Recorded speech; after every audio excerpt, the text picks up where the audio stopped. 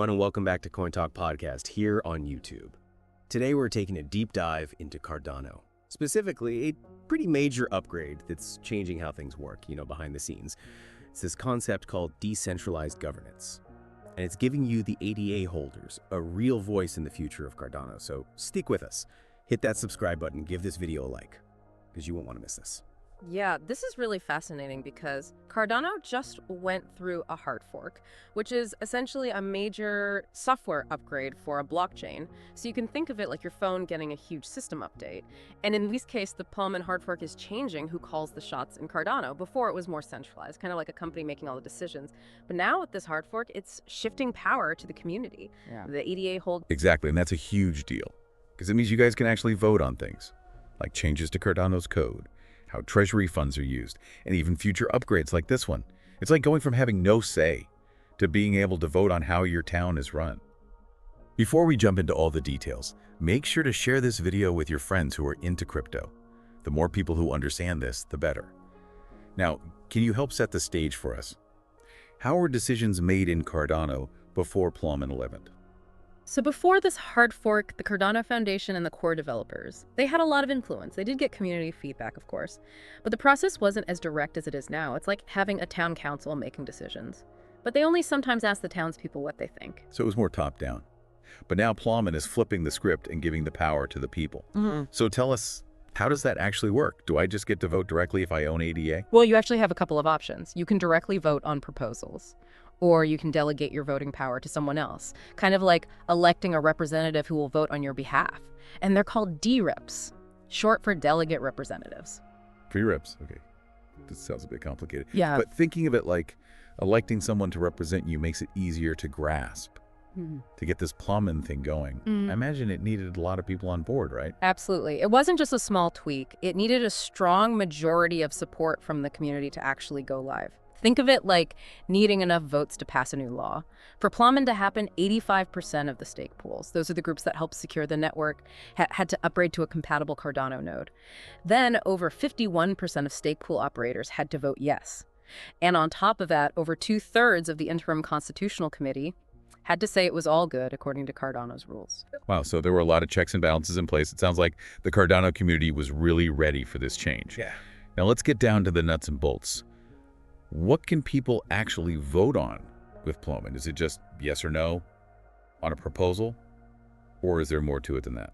There's actually quite a bit more to it. This is where those 7 governance actions outlined in something called CIP 1694 come in. It sounds technical, but it's basically a document that lays out all the cool new things that ADA holders can do. CIP 1694, got it. So what kind of control does it give ADA holders? Well, it's pretty impressive. With these actions, ADA holders can propose changes to Cardano's constitution. Think of it as the fundamental rules of the blockchain.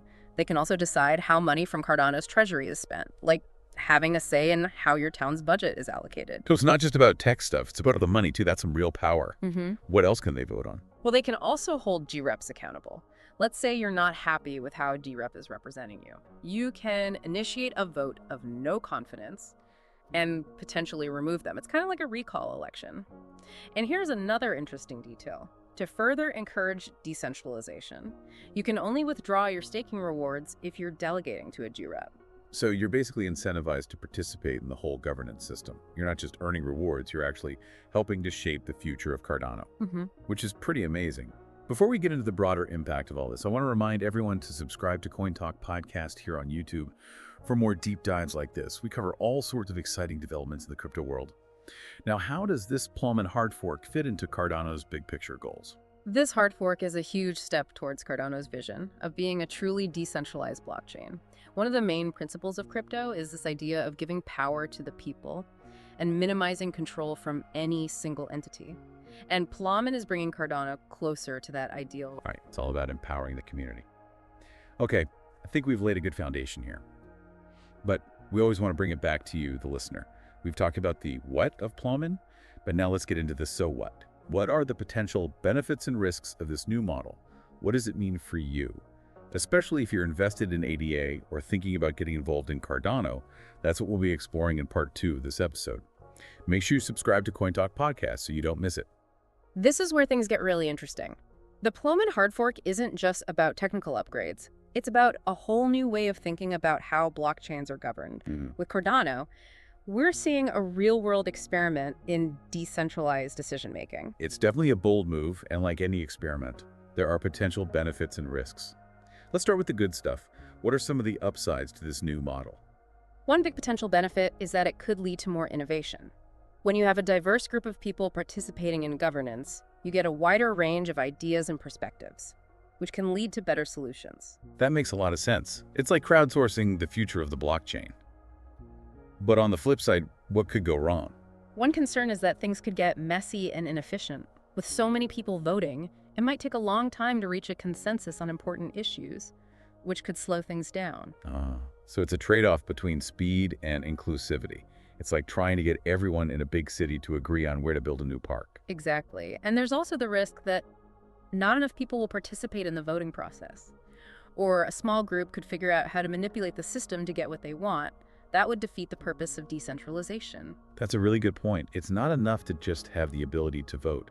People need to actually understand how the system works and participate actively. It's like having the right to vote in an election. You need to actually show up and cast your ballot for it to matter.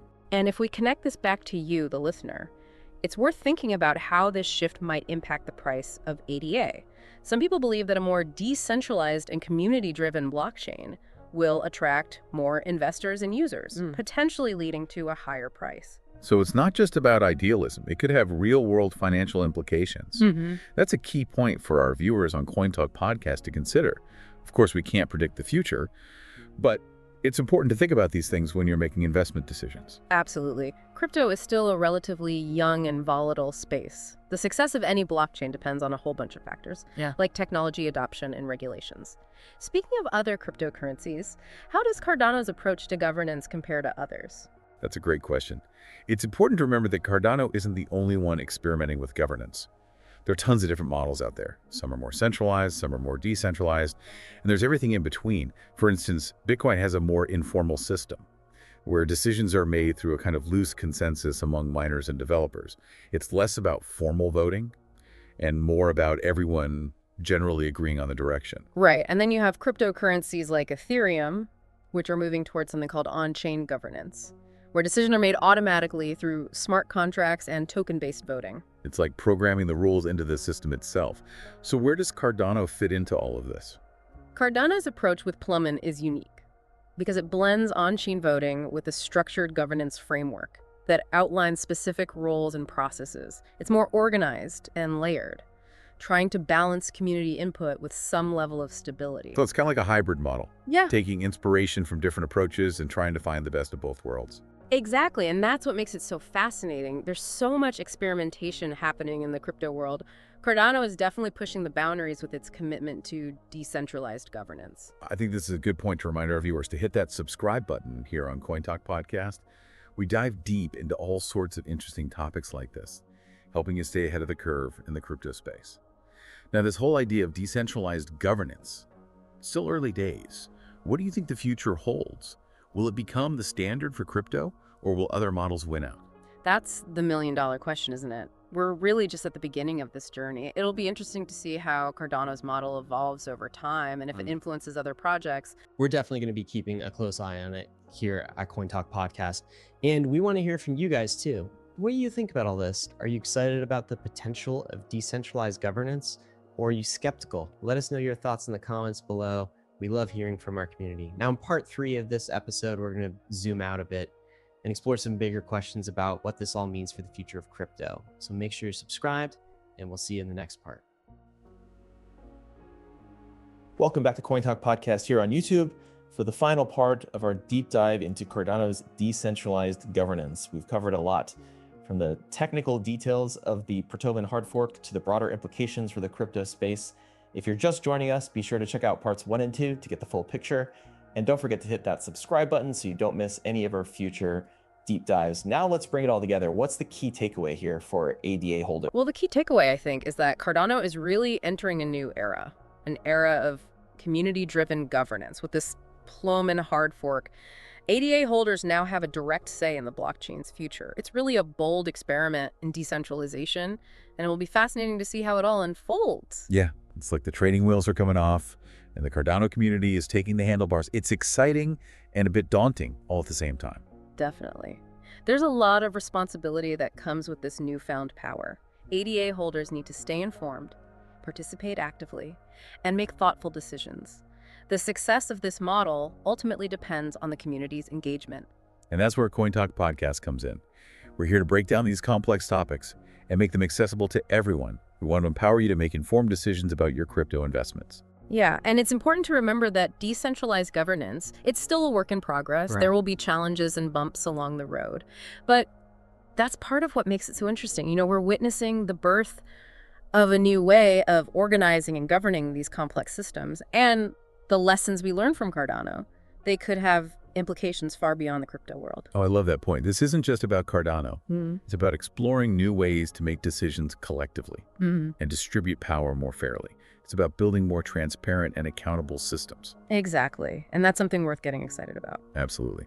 So as we wrap up this deep dive, we want to leave you with one final thought. Yeah. We've talked about the potential benefits and risks of decentralized governance, but ultimately its success really hinges on you. What role do you want to play in shaping the future of Cardano and the crypto space as a whole? Are you going to be an active participant, a passive observer, or somewhere in between? The choice is yours. But whatever you decide, stay curious, keep learning, and don't be afraid to ask questions. That's great advice. And if you're looking for a place to continue your crypto education, you know where to find us. Subscribe to CoinTalk Podcast on YouTube for more deep dives, interviews, and analysis of all things crypto. And don't forget to hit that like button and leave a comment below. Let us know what you thought of this episode. We love hearing from our community. And be sure to share this video with anyone you know who's curious about Cardano, decentralized governance, or the future of blockchain technology. The more people we can bring into the conversation, the better. Thanks for joining us on this deep dive, and we'll catch you in the next one.